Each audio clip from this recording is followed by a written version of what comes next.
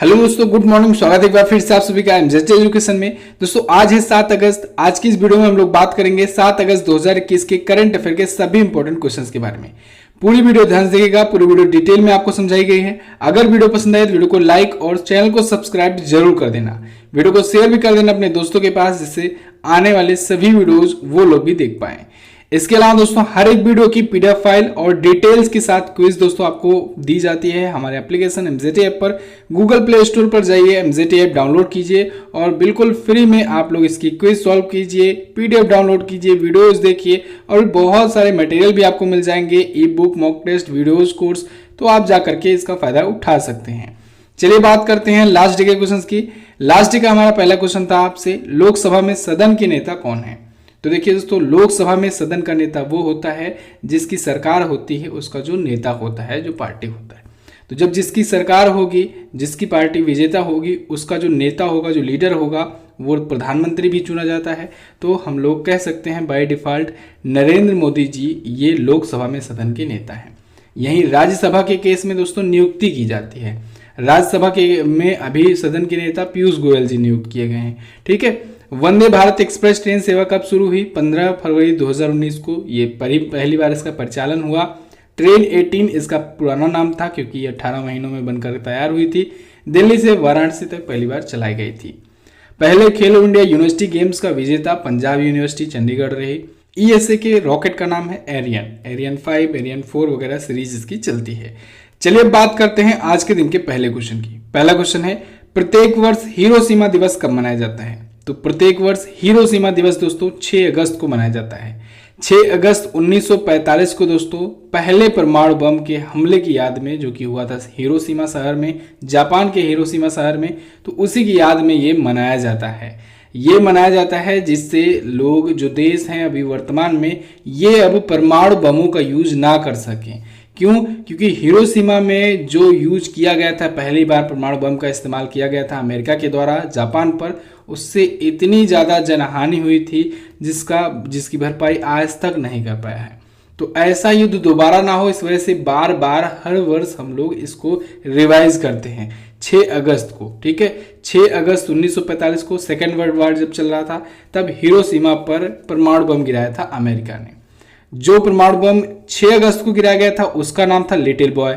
कुछ दिन बाद, यानी कि 3 दिन बाद, 9 अगस्त को ही दोस्तों एक और परमाणु बम गिराया गया जिसका नाम था फैट मैन। तो फैट मैन, लिटिल बॉय, दो बम गिराए गए थे अमेरिका द्वारा जापान पर। अच्छा, ये था हिरोशिमा पर 6 अगस्त वाला। 9 अगस्त वाला गिराया गया था नागासाकी पर। तो हिरोशिमा, नागासाकी दोनों याद रखना है आपको। ठीक है। सेकेंड वर्ल्ड वॉर 1939 से 1945 तक चला था। जापान ने अंत में आकर के सरेंडर कर दिया और फिर यहाँ से, इसके बाद से ही द्वितीय विश्व युद्ध समाप्त होने लगा। अच्छा, जो हिरोशिमा में बम यूज किया गया था, इसमें यूरेनियम 235 लोड किया गया था, वो भी 9000 पाउंड से ज़्यादा। इसको USB-29 बॉम्बर एयरक्राफ्ट के द्वारा गिराया गया था। एलनोला गे जो हैं, इनके द्वारा गिराया गया था। ये सभी कभी कभी पूछ लिए जाते हैं। तो फिलहाल इसके बारे में अवेयरनेस फैलाने के लिए हिरोशिमा दिवस मनाया जाता है। 9 अगस्त को दोस्तों नागासाकी दिवस मनाया जाएगा, या कहें 9 अगस्त को नागासाकी पर बम गिराया गया था, इसी की याद में उसको भी हम लोग रिवाइज करेंगे। क्लियर? अब ये इंपॉर्टेंट डे आया है अगस्त महीने का, रिवीजन कर लीजिए। 1 अगस्त को दोस्तों 2 इंपॉर्टेंट डे मनाए गए। एक तो मनाया गया दोस्तों भारत में मुस्लिम महिला अधिकार दिवस, क्योंकि यहाँ पर 3 तलाक वाला जो कानून था उसे कानूनन जुर्म घोषित किया गया था। और 1 अगस्त को एक और इम्पोर्टेंट डे मनाया जाता है, जो कि होता है विश्व लंग कैंसर दिवस। विश्व लंग कैंसर दिवस, इसको याद रखना है, वर्ल्ड लंग कैंसर डे। इसके बाद 1 अगस्त से 7 अगस्त तक दोस्तों मनाया जा रहा है विश्व स्तनपान सप्ताह, यानी वर्ल्ड ब्रेस्ट फीडिंग वीक। और इसके बाद अब आ गया 6 अगस्त को हिरोशिमा दिवस। ठीक है। अगला क्वेश्चन देखते हैं। अगला क्वेश्चन है, राजीव गांधी खेल रत्न पुरस्कार का नाम बदलकर क्या रखा गया? ये बहुत ही इंपॉर्टेंट क्वेश्चन है दोस्तों। अभी कल ही इस पर मैंने आपको एक वीडियो भी दी हुई है, आप लोग देख सकते हो उसको भी। राजीव गांधी खेल रत्न पुरस्कार का नाम बदल करके अब मेजर ध्यानचंद खेल रत्न पुरस्कार कर दिया गया है। इसकी घोषणा अभी हाल ही में प्रधानमंत्री नरेंद्र मोदी जी ने की थी। प्रधानमंत्री नरेंद्र मोदी जी इसकी घोषणा 6 अगस्त को किए हैं, 6 अगस्त 2021 को किए हैं, यानी कल के दिन। मेजर ध्यानचंद जी के कंट्रीब्यूशन को देखते हुए अब उनके नाम पर भारत के खेल के क्षेत्र के सबसे बड़े अवार्ड का नाम रखा जाएगा। खेल रत्न पुरस्कार दोस्तों भारत में खेल के क्षेत्र का सबसे बड़ा अवार्ड होता है। अब ये जाना जाएगा मेजर ध्यानचंद खेल रत्न पुरस्कार के नाम से। इसकी शुरुआत दोस्तों 1991-92 से हुई और इसमें 25 लाख रुपए की पुरस्कार राशि दी जाती है, एक सर्टिफिकेट दिया जाता है और एक पदक भी दिया जाता है। पहले प्राप्तकर्ता मैं आपको हजारों बार बता चुका हूं, विश्वनाथन आनंद जी पहले प्राप्तकर्ता थे, जो कि भारत के पहले ग्रैंड मास्टर भी हैं। ये भारत के पहले ग्रैंड मास्टर बने थे 1988 में और इनको राजीव गांधी खेल रत्न मिला 1992 में। अभी जो रिसेंटली दिया गया है राजीव गांधी खेल रत्न, या कहें कि अब नाम चेंज हो गया है मेजर ध्यानचंद खेल रत्न पुरस्कार, ये मिला है 5 व्यक्तियों को 2020 के लिए। रोहित शर्मा, विनेश फोगाट, रानी रामपाल, मरियप्पन थंगावेलु और मनिका बत्रा।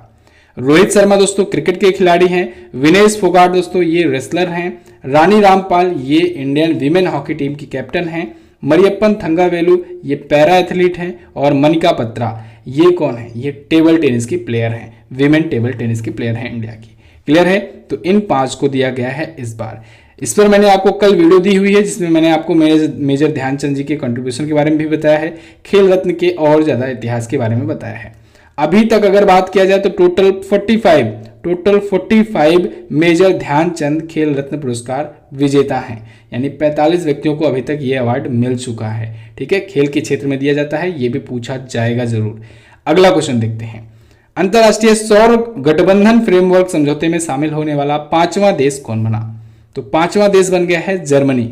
अंतरराष्ट्रीय सौर गठबंधन इंटरनेशनल सोलर अलायंस के फ्रेमवर्क समझौते में शामिल होने वाला 5वां देश। देखिए यहाँ पर फ्रेमवर्क समझौते में बात की जा रही है, इसी वजह से 5वां देश है। टोटल इसमें अगर पूछा जाएगा कि जैसे कि इंटरनेशनल सोलर अलायंस में कितने देश हैं, तो 122 से ज़्यादा कंट्रीज इसमें शामिल हो चुकी हैं, धीरे धीरे जुड़ती रहती हैं, हर 1-2 महीने में जुड़ती रहती हैं। ठीक है, तो अभी ये ISA फ्रेमवर्क पर समझौते करने वाला ये बन गया है 5वां देश जर्मनी। ISA यानी इंटरनेशनल सोलर अलायंस, इसकी स्थापना हुई थी 2015 में और कहाँ पर हुई थी? पेरिस में हुई थी, फ्रांस में। एक्चुअली में पेरिस में एक जलवायु समझौते पर बातचीत चल रही थी, एक मीटिंग चल रही थी, वहाँ पर ये भारत के इनिशिएटिव से, प्रधानमंत्री नरेंद्र मोदी जी के इनिशिएटिव के थ्रू इसको स्थापित की जाने की बात कही गई थी। तो इसके बाद से 2015 में यह स्थापित हुआ, भारत और फ्रांस मिलकर के इसको स्थापित किया। इसके बाद गुरुग्राम हरियाणा को इसका हेडक्वार्टर बना दिया गया। अभी हाल फिलहाल में अजय माथुर जी इसके नए अध्यक्ष बनकर के आए हैं इंटरनेशनल सोलर अलायंस के। इसका मेन मकसद यही होता है कि सौर ऊर्जा को ज़्यादा से ज़्यादा यूज करके इसको एनर्जी के रूप में दुनिया भर में फैलाना। ओके, चलिए अगला क्वेश्चन देखते हैं, ईरान के नए राष्ट्रपति के रूप में शपथ किसने ली? तो अभी हाल ही में ईरान के नए प्रेसिडेंट के रूप में शपथ ली है इब्राहिम रईसी ने। इब्राहिम रईसी अभी जून 2021 में ये जीते थे चुनाव राष्ट्रपति पद का। ये आएंगे अब हसन रूहानी की जगह पर। हसन रूहानी की जगह पर अब इब्राहिम रईसी होंगे नए प्रेसिडेंट ऑफ ईरान। 5 अगस्त 2021 को इन्होंने शपथ ले ली है, अगले 4 वर्षों तक ये प्रेसिडेंट रहेंगे। जब जून में चुनाव हुआ था तो 62% वोट इन्होंने हासिल किया था। ये दोस्तों मुख्य न्यायाधीश भी हैं ईरान के और इनके ऊपर बहुत सारे सैंक्शंस ऑलरेडी अमेरिका ने लगाए हुए हैं। अब ईरान आया है, चलिए वर्ल्ड मैप में देखते हैं ईरान है कहाँ पर। तो देखिए दोस्तों, वर्ल्ड मैप में सबसे पहले ये रहा अपना प्यारा भारत। यहाँ से आप आएंगे देखेंगे यहीं पर आपको ईरान दिख जाएगा, पास में ही दिख जाएगा। पाकिस्तान अफगानिस्तान छोड़िए, ईरान। ठीक है, ये रही ईरान कंट्री। ईरान की कैपिटल होती है तेहरान। तेहरान होती है यहाँ की राजधानी। यहाँ की नई करेंसी अब हो गई है तोमान। तोमान है यहाँ की नई करेंसी, पहले क्या थी? रियाल थी। ठीक है, रियाल जो थी ये पुरानी करेंसी थी, अब नई करेंसी है तोमान ईरान की। ओके, चलिए यहाँ पर देखिए ऊपर जो है ये कैस्पियन सागर है। क्या है? कैस्पियन सागर है। और नीचे क्या है? नीचे देखिए, इसके नीचे जो है ये पार्सियन गल्फ है यानी पारस की खाड़ी है और यहाँ पर ये है ओमान की खाड़ी। ठीक है, गल्फ ऑफ ओमान। क्लियर? अगला क्वेश्चन देखते हैं। अगला क्वेश्चन है, हाल ही में किसने पेमेंट बैंकों को निवेश बैंक के रूप में कार्य करने की अनुमति दी? तो अभी हाल ही में सेबी ने, securities and exchange board of India ने दोस्तों जितने भी पेमेंट्स बैंक हैं उनको इन्वेस्टमेंट बैंक्स के रूप में कार्य करने की अनुमति दे दी है, वर्क करने की परमिशन दे दी है। देखिए, पेमेंट बैंक जो होता था उनको अभी पूरी तरीके से एक प्रकार से बैंकिंग की सुविधा नहीं दी जाती थी। ये खुल करके बैंकिंग नहीं कर सकते थे। कारण क्या है? कारण ये है कि जो पेमेंट्स बैंक होते हैं दोस्तों ये मोस्टली डिजिटलाइज्ड होते हैं और इनको इसीलिए एक प्रकार से निवेश बैंकर के रूप में धोखाधड़ी से बचने के लिए ही अभी अनुमति नहीं दी जा रही थी, लेकिन सेबी ने इसके लिए धीरे धीरे गाइडलाइंस लागू कर करके अब ऐसी सिचुएशन हासिल कर ली है कि अब इनको भी एक निवेश बैंकर्स के रूप में अनुमति मिल चुकी है।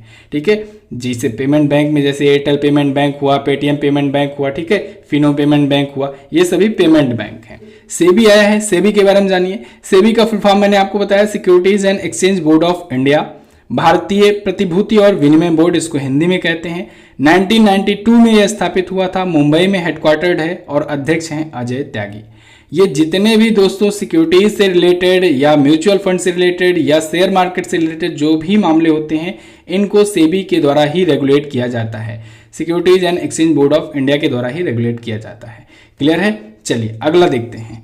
हाल ही में आरबीआई द्वारा जारी मौद्रिक नीति में रेपो रेट कितना रखने की घोषणा की गई है। तो आरबीआई यानी रिजर्व बैंक ऑफ इंडिया के द्वारा दोस्तों अभी हाल ही में इनके गवर्नर के द्वारा, जो कि शक्तिकांत दास जी हैं, इनके द्वारा मौद्रिक नीति में रेपो रेट में एक बार फिर से कोई भी चेंजेस ना करने की घोषणा की गई है। यानी जो भी पहले था वही अभी भी रहेगा। लगातार 7वीं बार मॉनेटरी रेट्स में कोई सा भी चेंजेस ना करने की घोषणा की गई है। तो इस हिसाब से वही पुराना वाला फिर से आपको याद करना है। रेपो रेट कितना था? 4.00%, अभी भी उतना ही रहेगा। रिवर्स रेपो रेट कितना था? 3.35%, अभी भी उतना रहेगा। बैंक रेट कितना था? 4.25%, अभी भी उतना ही रहेगा। ठीक है, यानी मॉनेटरी रेट्स में कोई से भी परिवर्तन ना करने की घोषणा की गई है। देखिए, इसकी घोषणा कौन करते हैं? मॉनेटरी पॉलिसी कमेटी के अध्यक्ष, जो कि होते हैं आरबीआई के गवर्नर। ठीक है, तो आरबीआई के वर्तमान में 25वें गवर्नर हैं शक्तिकांत दास जी, तो इन्होंने इसकी घोषणा की है। यही मॉनेटरी पॉलिसी कमेटी की, एमपीसी के, इस कमेटी के ये अध्यक्ष हैं। मॉनेटरी पॉलिसी कमेटी के बारे में मैंने आपको कई बार बताया है कि इसमें 6 सदस्य होते हैं। 6 सदस्यों में 3 तो दोस्तों आरबीआई के होते हैं, 3 तो दोस्तों आरबीआई के होते हैं, और 3 होते हैं सरकार के। ठीक है, जो सरकार चल रही होती है उसके होते हैं 3, गवर्नमेंट के होते हैं। ठीक है, तो इस प्रकार से। और अध्यक्षता कौन करता है? आरबीआई का गवर्नर। ये जरूर पूछा जाता है कि मॉनेटरी पॉलिसी कमेटी की अध्यक्षता कौन करता है, तो आरबीआई के गवर्नर करते हैं। क्लियर है? देश भर में मॉनेटरी रेट्स को यही सब लोग डिसाइड करते हैं। अब ये मॉनेटरी रेट्स देखिए कौन कौन से होते हैं। Repo rate, reverse repo rate, bank rate, ये सब होते क्या है इसको समझिए। रेपो रेट दोस्तों वो रेट होता है जब आरबीआई जो है ये भारत की सभी बैंकों को, जिनसे हम लोग बैंकिंग करते हैं, उनको अगर पैसे उधार देती है तो जिस रेट पर उधार देती है उसे कहा जाता है repo rate. Reverse repo rate क्या कहा जाता है? रिवर्स रेपो रेट उसे कहा जाता है जब बैंकें जो हैं वो आरबीआई के पास अपना पैसा जमा करती हैं, तो उसके बाद उनको भी इंटरेस्ट मिलेगा जब अपना पैसा जमा करेंगे तो फिर उनको जो इंटरेस्ट मिलता है उसे कहते हैं रिवर्स रेपो रेट। ये दोनों ही दोस्तों अल्पकालीन होता है। अल्पकालीन यानी थोड़े समय के लिए, ठीक है, अल्पकालीन समय के लिए। अगर यही काम, रेपो रेट वाला काम, अगर बैंक रेट के रूप में अगर जानना है तो यहां पर आपको सिर्फ दीर्घकालीन कर देना है। दीर्घकालीन यानी दीर्घकालीन, लंबे समय के लिए, लॉन्ग टर्म के लिए अगर आरबीआई छोटी छोटी बैंकों को देती है लोन, तो फिर उनको जो इंटरेस्ट मिलता है उसे बैंक रेट कहेंगे। ठीक है, लेकिन ये कई वर्षों के लिए दिया जाता है, जबकि रेपो रेट वगैरह एक दिन से लेकर के कुछ दिनों के लिए भी दिया जाता है। ठीक है, क्लियर? अब आया है आरबीआई यानी रिजर्व बैंक ऑफ इंडिया। इसके बारे में जानिए। स्थापना हुई थी 1 अप्रैल 1935 को। इसका राष्ट्रीयकरण यानी इसको नेशनलाइज किया गया 1 जनवरी 1949 को। 1 जनवरी 1949 को। मुंबई में ये हेडक्वार्टर्ड है। गवर्नर हैं शक्तिकांत दास जी, जो कि 25वें नंबर के गवर्नर हैं। इनसे पहले 24वें नंबर के गवर्नर थे दोस्तों उर्जित पटेल, और उन्हीं के टाइम पर हुई थी नोटबंदी। कब हुई थी? 8 नवंबर 2016 को हुई थी नोटबंदी। पूछा जाता है कि नोटबंदी के टाइम पर गवर्नर कौन थे, या नोटबंदी डेट ही पूछ ली जाती है। शक्तिकांत दास जी ये 25वें गवर्नर हुए। पहले गवर्नर कौन थे? Osborne Smith. ओसबॉर्न स्मिथ पहले गवर्नर थे।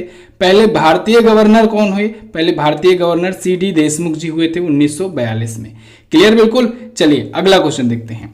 जूलॉजिकल सर्वे ऑफ इंडिया की पहली महिला अध्यक्ष कौन बनी? तो वो बन गई हैं डॉक्टर धृति बनर्जी। डॉक्टर धृति बनर्जी दोस्तों एक साइंटिस्ट हैं। इन्हें जूलॉजिकल सर्वे ऑफ इंडिया की फर्स्ट वीमेन अध्यक्ष चुना गया है, डायरेक्टर चुना गया है। पिछले 100 वर्षों से ज्यादा के इतिहास में जूलॉजिकल सर्वे ऑफ इंडिया की कोई भी महिला निदेशक नहीं बनी थी, तो ये पहली महिला निदेशक बनी है doctor Dhriti Banerjee. Zoological survey of India की स्थापना 1916 में हुई थी और 2016 में अभी इसका शताब्दी समारोह मनाया गया था, शताब्दी वर्ष समारोह मनाया गया था।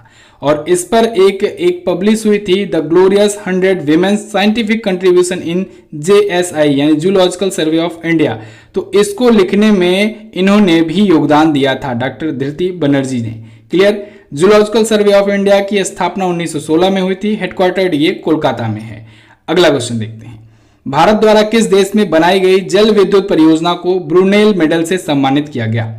तो भारत द्वारा दोस्तों भूटान में बनाई गई है एक जल विद्युत परियोजना, इसको ब्रुनेल मेडल से सम्मानित किया गया है। ये जो हाइड्रो पावर प्रोजेक्ट है इसका नाम है मंगदेक्षु जल विद्युत परियोजना। बहुत ही ज़्यादा अप्रिसिएटेड है, बहुत सारे देश इसकी काफ़ी ज़्यादा प्रशंसा करते हैं मंगदेक्षु जल विद्युत परियोजना की। इसे ब्रुनेल मेडल 2021 से सम्मानित किया गया है। ये भारत द्वारा भूटान में बनाया गया है। अच्छा, ये ब्रुनेल मेडल किसके द्वारा दिया गया? ये सिविल इंजीनियर्स इंस्टीट्यूट के द्वारा दिया गया है, लंदन में जो कि स्थित है। इसमें सिविल इंजीनियर्स का जो भी इसमें योगदान दिया गया है उस वजह से ये अवार्ड जीता हुआ है, मंगदेक्षु जल विद्युत परियोजना। क्लियर। अब भूटान आया है, देखिए वर्ल्ड मैप में दिखाते हैं भूटान है कहाँ पर। तो देखिए ये रहा अपना प्यारा भारत, यहाँ पर आपको पड़ोसी देश में ही मिल जाएगा भूटान। ये जो कंट्री है ये है भूटान। ठीक है, ये देखिए यहाँ की देखिए ये राजधानी है थिम्पू यहाँ की कैपिटल है। गुलट्रुम यहाँ की होती है मुद्रा, नुगुलट्रुम होती है यहाँ की मुद्रा। और लोटे सेरिंग यहाँ के करंट टाइम पर है प्राइम मिनिस्टर। ये देखिए अपना बॉर्डर किससे किससे शेयर कर रहा है, इधर ये अपना बॉर्डर असम से शेयर कर रहा है, असम जो कि भारत का राज्य है। अरुणाचल प्रदेश से भी शेयर करता है, इधर सिक्किम से शेयर करता है, ऊपर ये चाइना से शेयर करता है अपना बॉर्डर। क्लियर बिल्कुल। अगला क्वेश्चन देखते हैं। अगला क्वेश्चन है, हाल ही में किस प्रसिद्ध खिलाड़ी ने बार्सिलोना क्लब छोड़ने की घोषणा की? तो लियोनल मेसी ने दोस्तों बार्सिलोना क्लब छोड़ने की घोषणा की है। लियोनल मेसी ये अर्जेंटीना के खिलाड़ी हैं, बार्सिलोना क्लब को अब 18 वर्षों के बाद छोड़ने जा रहे हैं। यानी कि देखिए होता क्या है कि जो देश का जो खिलाड़ी होता है वो तो उस देश से तो खेलता ही है वर्ल्ड लेवल की गेम, लेकिन ये लोग क्लब की तरफ से भी खेलते हैं जो फुटबॉलर्स होते हैं। तो जो क्लब खेलते हैं क्लब जो हैं जैसे कि लिवरपूल क्लब हो गया, बार्सिलोना हो गया, मैनचेस्टर यूनाइटेड हो गया, इन क्लब के बीच में भी दोस्तों टूर्नामेंट हुआ करते हैं।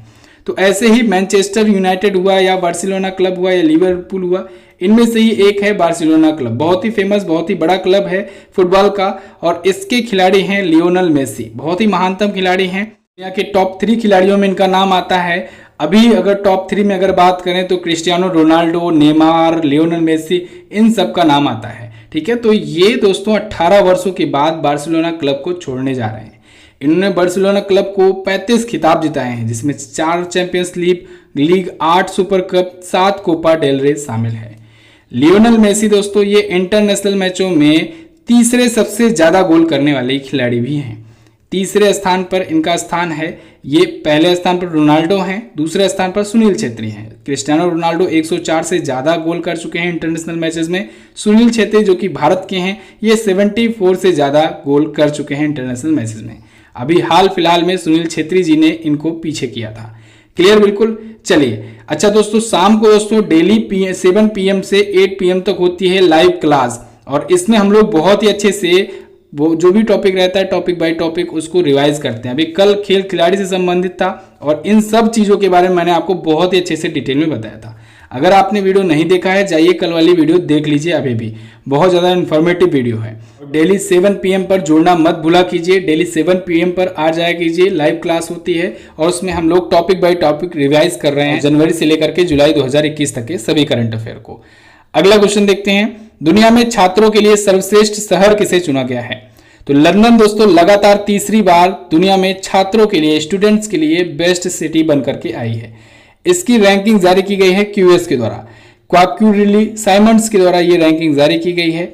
लगातार तीसरी बार सर्वश्रेष्ठ छात्र शहरों की लिस्ट में टॉप पर है लंदन, सेकंड पर है म्यूनिक, थर्ड पर है सियोल और टोक्यो। ठीक है, फर्स्ट लंदन जो है ये ब्रिटेन की एक सिटी है, म्यूनिक जो है ये स्विट्जरलैंड की सिटी है, सियोल जो है ये साउथ कोरिया की सिटी है और टोक्यो जो है ये जापान की सिटी है। क्लियर बिल्कुल। तो बस दोस्तों ये तो थे हमारे आज के दिन के टॉप 10 करंट अफेयर के क्वेश्चंस। आई होप आपको वीडियो पसंद आई होगी। वीडियो अगर पसंद आई है वीडियो को लाइक कर दीजिए, शेयर कर दीजिए अपने दोस्तों के पास और हाँ, सब्सक्राइब नहीं किए हो चैनल को सब्सक्राइब कर लो हाईएस्ट क्वालिटी कंटेंट पाने के लिए करंट अफेयर का। करंट अफेयर की जिम्मेदारी दोस्तों हमारे ऊपर छोड़ दीजिए आप। करंट अफेयर आपका एक भी सिंगल क्वेश्चन इस चैनल के बाहर से नहीं जाने वाला है, बस आपको रेगुलरिटी दिखानी है। जो भी शाम को रिवीजन कराया जाता है, रिवीजन क्लास को आप ज्वाइन कीजिए। क्विजेज जो दी जाती हैं, क्विजेज को आप सॉल्व कीजिए, वीडियो देखिए, डेली करंट अफेयर की वीडियो देखिए, ठीक है। आपका करंट अफेयर एक भी % मिस नहीं होगा। इसके अलावा दोस्तों यूपी पीटी की जो लोग प्रिपरेशन कर रहे हो, अब तो लिमिटेड टाइम बचा ही है, कुछ ही दिन बचे हैं। 20 मॉक टेस्ट की सीरीज आपके लिए लॉन्च की गई है, आप इसे अपना बना सकते हैं। मॉक टेस्ट शुरू कर दीजिए सॉल्व करना। जब तक आप मॉक टेस्ट नहीं सॉल्व करोगे आपको पता कैसे लगेगा कि आप कितना परफॉर्म कर सकते हो अगर आपको आज एग्जाम में बैठा दिया जाए तो आप लोग यूपीपीटी 99 कूपन कोड यूज करके इसे 99 में पा सकते हो एमजेटी ऐप से।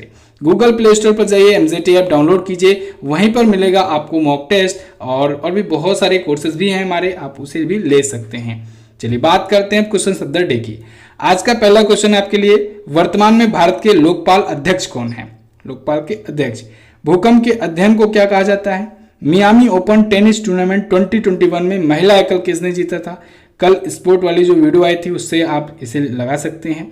बॉर्डर रोड ऑर्गेनाइजेशन के वर्तमान में अध्यक्ष कौन है? इन सभी क्वेश्चंस के बारे में जो भी पता होगा डिटेल में जरूर आंसर करना। जाइए अब इसकी क्विज सॉल्व कर लीजिए एमजेटी ऐप पर। अच्छा, वन लाइनर अगर आप चाहते हो तो वन लाइनर हिंदी की अलग और इंग्लिश की अलग टेलीग्राम ग्रुप पर रोजाना भेज दी जाती है, तो आप लोग टेलीग्राम ग्रुप जरूर ज्वाइन कर लो। कोई भी नोटिफिकेशन होता है, कोई भी इंफॉर्मेशन होता है, सबसे पहले आपको वहीं पर बताया जाता है। टेलीग्राम पर जाइए, एमजेटी एजुकेशन सर्च कीजिए और ज्वाइन कर लीजिए ग्रुप को। चलिए बस फिलहाल रखते हैं दोस्तों इतना ही वीडियो में। वीडियो को एंड तक देखने के लिए बहुत बहुत धन्यवाद। मिलेंगे अगली वीडियो में, तब तक के लिए नमस्कार, जय हिंद, वंदे मातरम।